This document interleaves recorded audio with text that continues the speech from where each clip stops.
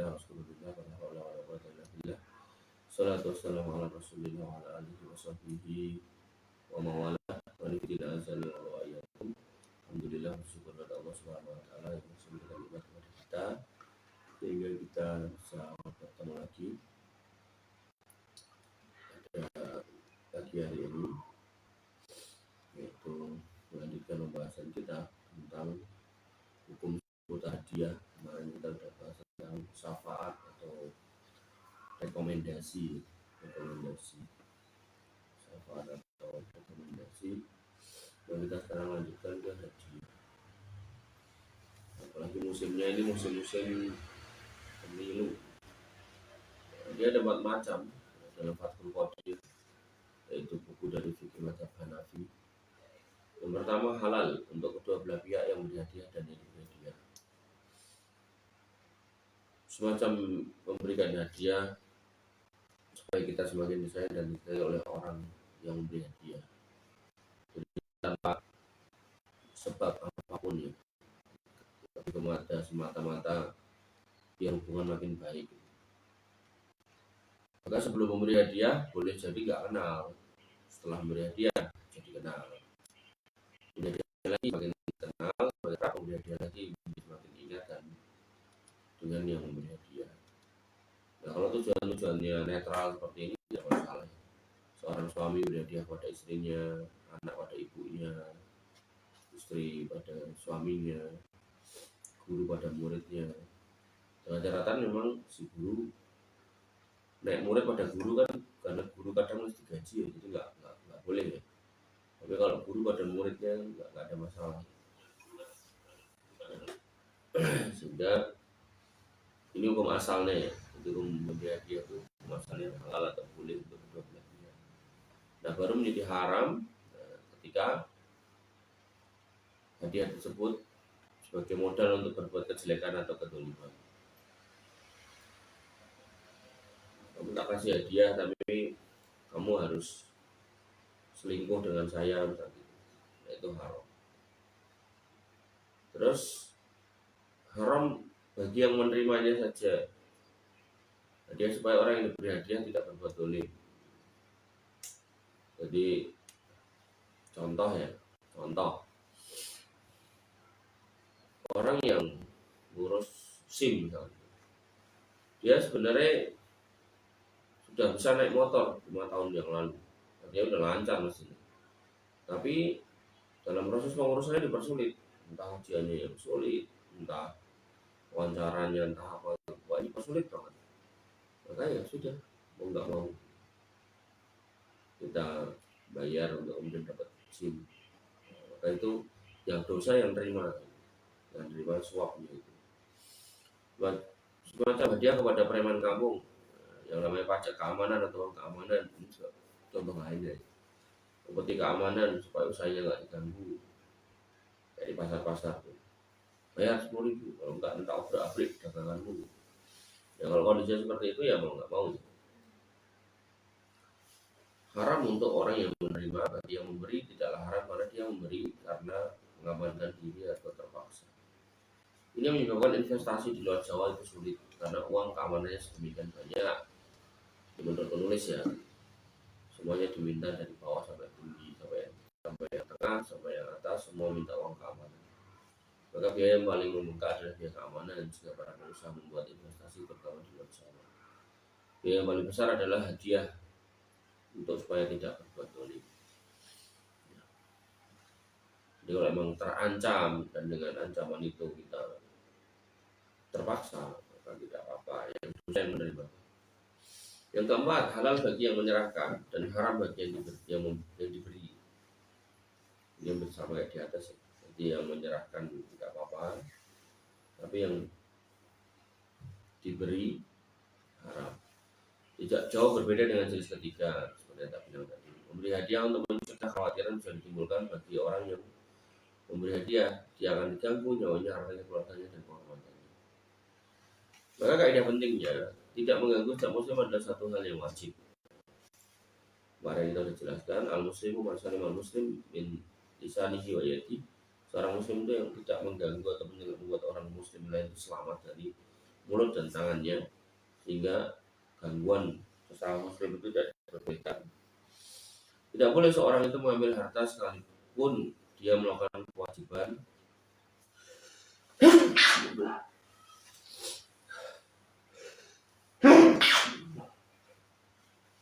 lalu berkata untuk menjelaskan kaidah di atas, betul ini kewajiban saya, namun saya tidak akan melaksanakan kewajiban jika kamu tidak memberi duit. Jika kamu memberi duit, maka saya akan melaksanakan kewajiban saya. Yang demikian ini tidak boleh.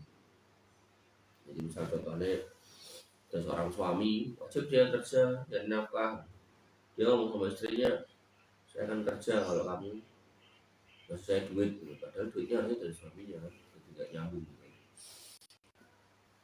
Sama halnya dengan seorang guru atau ustadz yang dia kerja di satu yayasan yang tugasnya ngajar, maka dia nggak mau ngajar kalau nggak dikasih duit sama muridnya. Bahkan di sebagian perusahaan dijumpai suatu kebijakan berupa bonus kedisiplinan. Bonus demikian hukumnya haram dengan menimbang kaidah dan analogi di atas. Ini kalau kalau pekerjaannya minta ya, tapi kalau perusahaannya memang dari awal punya kebijakan itu tidak ada masalah saya.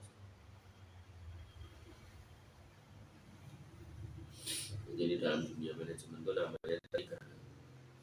Misal sebulan tidak pernah telat masuk kantor dengan bonus sekian, terus misalnya, maka bonus kesebulan itu hukumnya haram pada kaidah di atas, yaitu bahwa seseorang tidak boleh meminta atau meminta sesuatu selain upah supaya dia melakukan kewajiban. Jadi kalau sifatnya bonus dan ini ditentukan oleh manajemen, ini nggak ada masalah. Jadi saya berbeda pendapat dengan buku ini ya. Tapi kalau tadi itu yang saya bilang tadi, jadi seorang guru yang dia udah terima gaji, dia wajib kerja, tapi kemudian dia mengatakan saya nggak akan ngajar kalau nggak dikasih duit sama saya, maka ini salah. Banyak orang kayak gitu, jadi kelurahan gitu, udah tugasnya itu ngetik gitu kan, tapi ya itu dia nunggu orang yang ngurus KTP atau apa nitip kasih duit, kalau nggak dikasih duit nggak kerjain. Nah ini itu yang salah. Tapi kalau bonus dari pimpinan diperjanjikan di awal, tidak ada masalah. Ya, kamu kalau rajin nanti kasih segini, nanti kamu kalau penjualannya tercapai nanti kamu tak kasih bonus, nah, itu nggak apa-apa.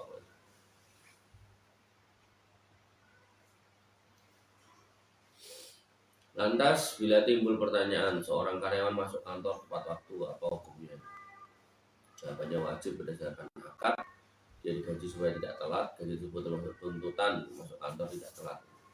Jadi seorang karyawan kalau kantor tepat waktu itu hukumnya wajib karena akadnya seperti itu.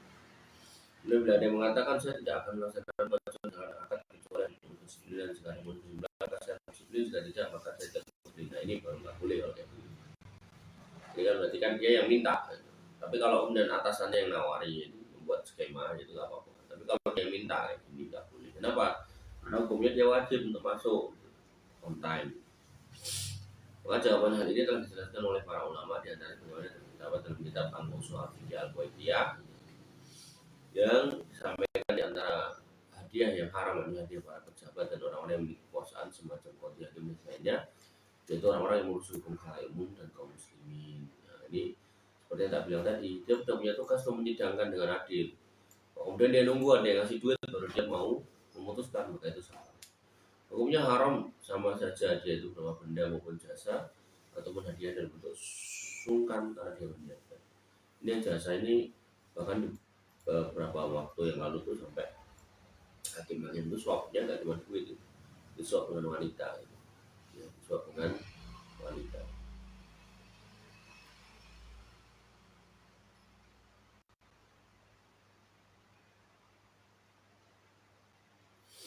Kemudian tidak boleh bagi seorang hakim, begitu pula penjabat negara lain untuk menerima hadiah dari pihak manapun dan wajib menolak. Kenapa? Sudah menerima gaji, sudah menerima gaji. Tapi kalau pemerintahnya, artinya bosnya, mengatakan, hei kamu semua hakim, PNS, kalau kamu rajin, atau kinerjamu tercapai, kamu dapat bonus, ya nggak masalah. Ya nggak boleh kalau dia minta kepada klien gitu, kepada rakyat.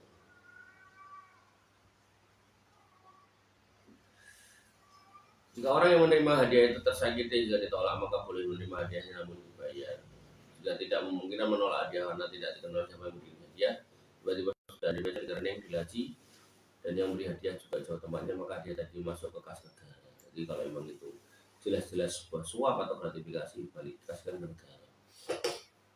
Sampai datang orangnya kemudian diserahkan kepadanya hadiah untuk pejabat yang tidak tahu siapa orangnya, status barangnya, barang temuan, tetap dikasihkan ke negara. Inilah ketentuan manakala memberikan hadiah kepada hakim ialah orang yang sedang berperkara di pengadilan.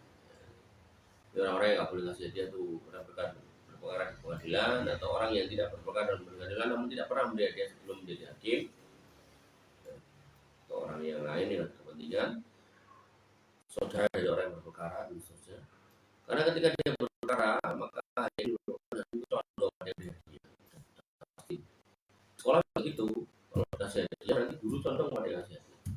Sedangkan jika tidak ada kasus maka tetap tidak boleh. Dan sebelum dia tidak pernah memberi hadiah. Jadi sebelum dia jadi hakim kita nggak tahu orang ngasih hadiah, waktu jadi hakim kita kasih hadiah itu nggak boleh. Belum menjabat nggak pernah kita kasih hadiah, menjabat kita kasih nggak boleh. Alasannya lebih mendekati kenapa ada hadiah untuk hakim ini adalah karena jabatannya. Seandainya tidak, dia sudah pensiun dari hakim maka tidak akan ada yang beri hadiah. Jadi kadang ada orang belum berperkara tapi kasih hadiah. Karena tujuan kalau saya berperkara dia dibantu sama saya. Nah ini sudah jawaban untuk nabung duluan gitu. Dan pejabat belum menerima hadiah dari kerabatnya, teman SMA-nya atau teman kuliahnya dengan catatan mereka pernah memberi hadiah sebelumnya waktu diberi atau sebelum menjadi pejabat. Karena jika tidak menerimanya akan memutus silaturahmi maka dia tidak apa-apa. Kalau di Indonesia itu hukum positifnya itu tetap nggak boleh ya. Jadi walaupun dari orang dekat dicurigai nanti ada pihak yang berperkara nitip ke saudaranya terus kasihkan. Tapi tetap nggak boleh. Terdapat sama kamu memberi hadiah itu tidak memiliki perkara dan baik sedang maupun nanti berperkara. Dan itu pun ada syaratnya lagi, yakni kadar hadiah itu seukuran dengan yang biasa diberikan sebelum orang itu menjadi pejabat. Misal dulu sebelum orang ini menjabat memberi hadiah paling salah 1 kilo, setelah menjabat salah ini 5 kilo, makanya 4 kilo itu haram apabila aturan itu sama maka tidak akan menjadi kecurigaan. Bahkan yang kasus yang belum lama itu pegawai mahkamah konstitusi kalau nggak, atau mahkamah agung di pengadilan situ kan gajinya cuma 8 juta tapi dia punya rumah sakit, punya macam-macam karena dia kasih hadiah.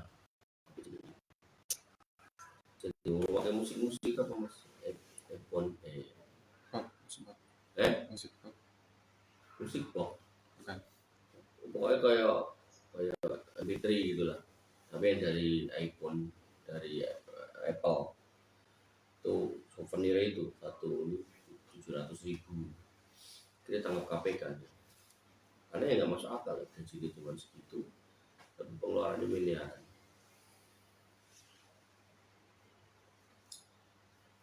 Lain halnya apabila memberi hadiah setelah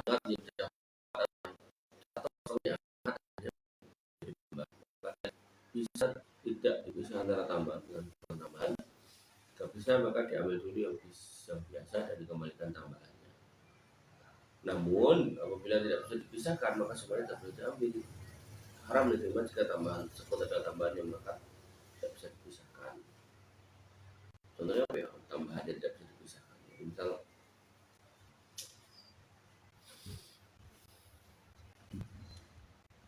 motor gitu kan. Motor kan nggak bisa dipisahkan dari bannya. So, biasanya temennya ini kalau ketemu ngasih ban, tiba-tiba sekarang ngasihnya motor kan aneh. Bisa dipisahkan nggak bisa dipisahkan. Ini ban haram. Nggak bisa dipisahkan. Misal satunya emas, satunya duit. Sekarang posisinya apakah setiap saat dia ngasih duit? Iya, temennya ini baik kalau datang ngasih 10 juta. Ternyata sekarang ada 10 juta plus 2 buah cincin emas misalnya, maka cincinnya dikeluarkan. Intinya sebenarnya paling aman tuh kalau ada kayak gitu nggak usah diterima lah, apalagi kalau sedang menjabat. Bagaimana dulu berhadiah kain dari kapas, kemudian setelahnya menjadi suka semuanya. Kalau tentang hakim, namun berlaku juga untuk pejabat negara, semua pejabat negara yaitu orang yang memiliki kekuasaan yang luas atas banyak orang, maka hukumnya dalam fikih Islam seperti qadhi dalam haramnya menerima hadiah dan yang lainnya. Termasuk pejabat negara di sini adalah kepala pasar, bupati, camat, kepala desa, RT, RW, kepala sekolah. Maka hukumnya seperti qadhi. Kemudian di dalam salah satu kitab fikih Hanafi yang berjudul Raddul Mukhtar sampaikan oleh penulis bahwasanya qadhi demikian juga pejabat negara tidak boleh menerima hadiah kecuali dari 4 pihak. Nah, yang saya bilang kalau penguasa apa? Ya, tidak boleh itu hadiah dari bawah ke atas, ya dari rakyat ke hakim. Tapi kalau dari atas ke bawah ya dari presiden ke hakim tidak apa-apa. Maka seorang dekan beri hadiah ke rektor ini nggak boleh. Jika rektor beri hadiah dari uang saku beri hadiah kepada dekan tidak mengapa. Maka secara umum kita bernilai aman karena tidak ada kepentingan terhadap dekannya karena sektor adalah atasannya. Walaupun sebenarnya bisa loh ada kepentingan. Jadi kalau nanti ada pemilu rakyat di kampus, itu dekan itu punya suara 10 kali atau berapa kali dari mahasiswa. Dikasih hadiah oleh rektor ini ya barangkali dekannya biar pindah keluar pindah pilihan. Yang kedua penguasa negerinya. Jadi kalau presiden ngasih PLT ke rakyatnya nggak apa-apa ya. Yang ketiga kerabatnya yang masih berhubungan darah dan dia adalah dia apa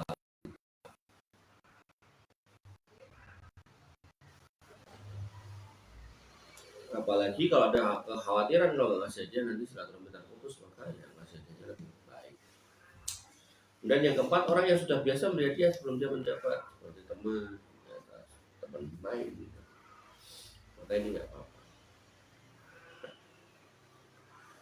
Hadiah untuk kepala negara tidak boleh menerima hadiah karena dalil sudah umum. Di antaranya adanya hadiah sultan, hidayah untuk penguasa adalah haram. Ini dari rakyat ya, dari orang bawah ke atas tidak boleh. Karena hukum boleh menerima hadiah bagi kepala negara adalah khusus buat Nabi SAW. Apabila dibolehkan untuk kepala negara selain Nabi SAW maka ada ini.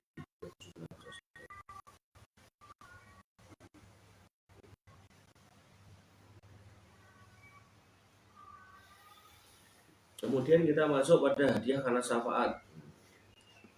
Para ulama Syafi'iyah menegaskan bahwa hadiah di antara sama rakyat sebagiannya dengan yang lain manakala hadiah tersebut karena mengharap sesuatu yaitu timbal balik harta atau semacamnya mengingat kecintaannya maka hukumnya boleh. Dalam sebagian kasus hadiah ini dianjurkan. Sama-sama senjata ada kepentingan saya semuanya asal dengan hadiah ada yang salah. Mengenai syafaat ini atau kita melihat pendapat dari Syekh Muhammad bin Abdul Wahab yaitu beliau menilai menerima hadiah karena syafaat itu dosa besar. Jadi ngasih hadiah secara umum tuh boleh ya sama rakyat, tapi kalau ada sebab, saya sudah kasih rekomendasi itu saya minta ya kasih hadiah saya. Atau kamu tak rekomendasikan masuk UI tapi kamu bayar saya, nah itu tidak boleh. Jika hadiah itu karena syafaat dan syafaat itu tergolong syafaat haram karena mencari yang hal yang haram karena hak atau kewajiban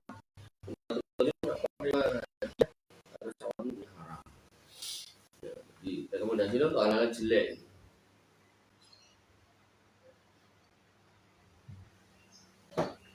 Tapi jika syafaatnya dalam hal mubah, yang ini bukanlah menjadi suatu keharusan baginya, namun dia suka dalam syafaat.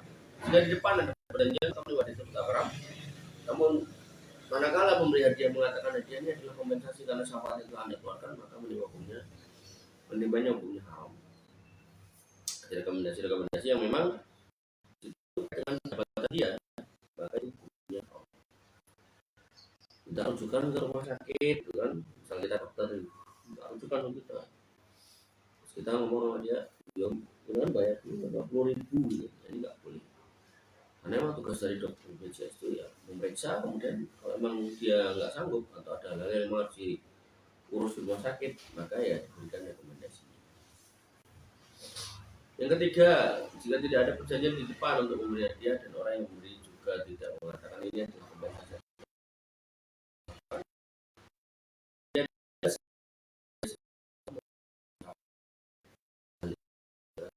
aku menerima hadiah tersebut.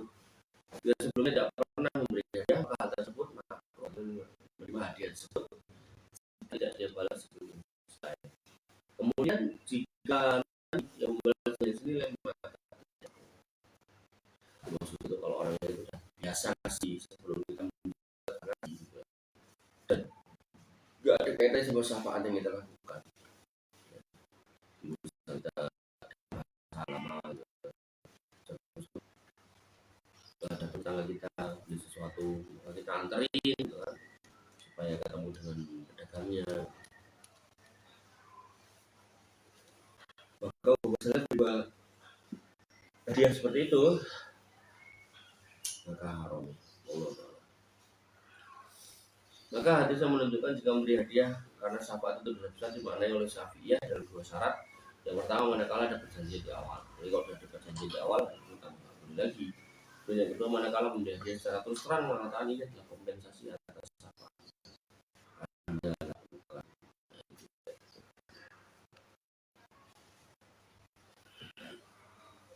Ini kita terakhir ya, Mas. Iya.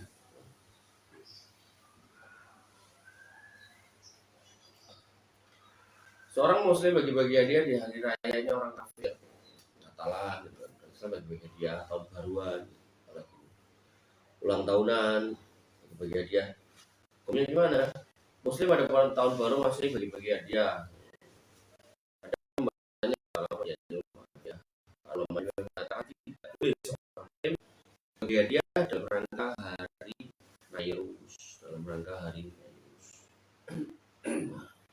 Macam ketika dia memberi hadiah, dia mengatakan ini hari Nairus atau hari Mahrajan.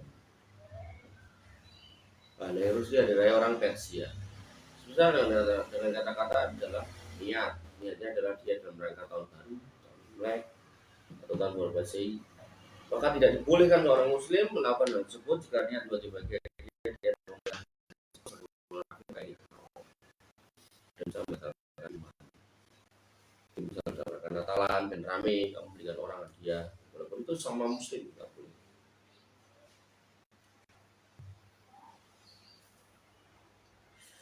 Kemudian kita masuk di hadiah karena takut atau segan kewo. Maka haram hukumnya menerima hadiah apabila hadiah tersebut diberikan karena pemberi takut atau malu, sungkan dan kewo jika tidak memberi hadiah. Karena tidak memberi hadiah kala itu maka akan terus aku dia alasan karena mengambil harta orang lain tanpa alasan. Maka ini juga nggak boleh. Kewo. Allah Ta'ala alam. Selesai. Penutupnya para pembaca sekalian yang dirahmati Allah, bagi Anda yang tertarik menjadi bagian, maka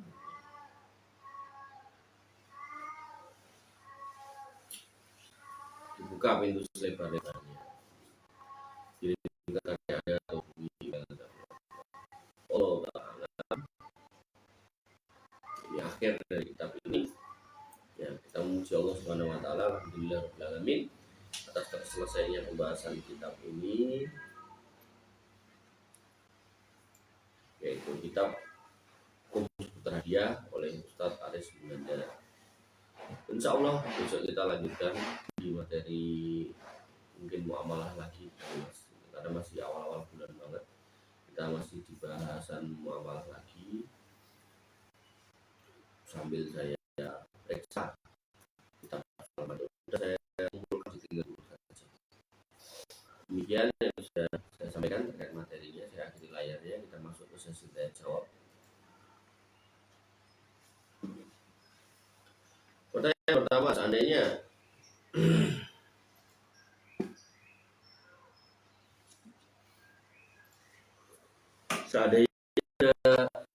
pernah berutang pada orang tua, misalnya atau dari uang ayah dan ibu, si anak membayar secara mencicil, namun belum lunas utang, ayah meninggal dunia dan si anak tetap membayar cicilan kepada ibunya. Setelah beberapa waktu si anak melunaskan semua utang. Setelah berapa waktu, ibu si anak meneruskan semua utang anak tersebut yang masih sisa. Bagaimana hukumnya? Apakah status utang si anak pada ibu benar-benar lunas? Dan bagaimana status utangnya kepada anak ayah? Apakah sudah juga? Jadi ketika ayahnya tamaskan itu meminjam, apakah itu iya? Sebaiknya saya berhenti atau bagaimana? Iya berhenti. Kalau sudah tempat pantah, kalau masalah berhenti. Maka apa yang pernah kamu terima, nggak apa-apa, itu hak kamu. Tapi yang setelah kamu tahu ini, ya kamu harus berhenti. Allah Ta'ala. Misalnya saya bekerja di stasiun pemerintah di mana untuk membeli barang yang kami perlukan dibuatkan berkat. Beli setelah selesai dan mau kita tersebut.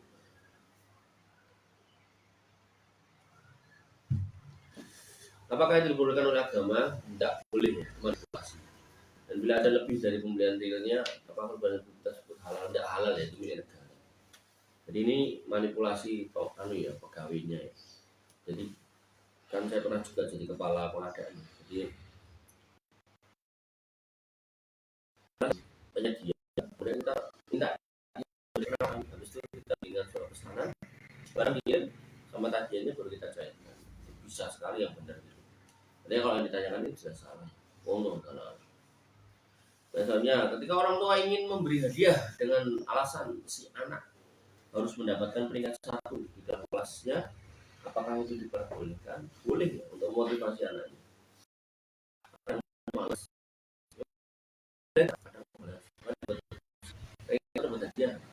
Dan saran saya sebagai orang tua jangan bohong. Kadang anak udah mati-matian berusaha dapat rank 1, dia nggak tetap nggak dikasih. Bohong. Dan selanjutnya, apakah anak laki-laki boleh memandikan jenazah ibunya atau hanya boleh untuk perempuan saja? Perempuan dibandingkan perempuan ya, mobil khusus ahli waris perempuan. Jadi kalau ibu ya anak perempuan. Kalau nggak punya anak perempuan, laki-laki semua ya berarti mantu perempuannya boleh. Allah dan ditamakan kepada nggak boleh ya, karena guru sudah mendapat gaji dari sekolah. Maka kalau terkait dengan itu sebaiknya nih orang tua wali itu konsultasi sama kepala sekolah. Boleh enggak? Kalau kepala sekolah mengatakan boleh ya silakan. Dulu saya pernah nanya di kampus saya di Universitas saya Jakarta pasca sarjana itu.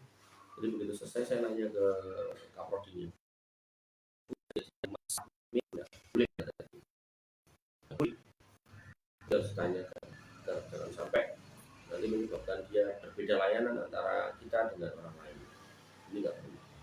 Allah Ta'ala alam. Ini akhir dari pertemuan kita. Gak ada lagi pertanyaan. Karena nggak ada lagi pertanyaan, maka kita bertemu lagi sampai di sini. Kurang lebih saya mohon maaf. Alhamdulillah.